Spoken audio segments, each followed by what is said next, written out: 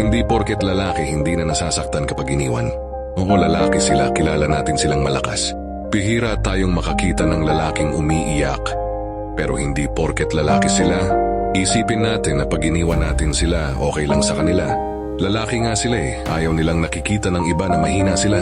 Pero sigurado ba tayo na pag mag-isa na lang sila, hindi nila iniiyakan yung babaeng minahal nila ng sobra at pinaglaanan ng oras, puso at pagmamahal nila? Masakit para sa kanila na yung babaeng iniingatan nila, pinaglaruan lang sila at sumama sa iba. Ginamit lang sila para sa sariling kapakanan. Minsan pahalagahan din natin ang nararamdaman nila. Makikita mo silang nakangiti umiinom kasama ang barkada. Pero yun lang kasi yung way nila para makalimot sa sakit na nadarama.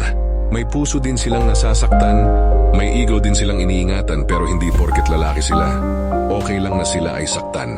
Dahil iniisip natin na hindi sila kawalan. Maraming iba dyan, madali silang palitan. Oo, pero naisip mo ba na nasasaktan din sila?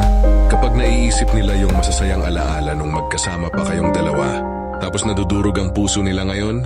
Kapag naiisip nilang yung babaeng pinangarap nila, may iba nang nagpapasaya at hindi na siya ang kasama.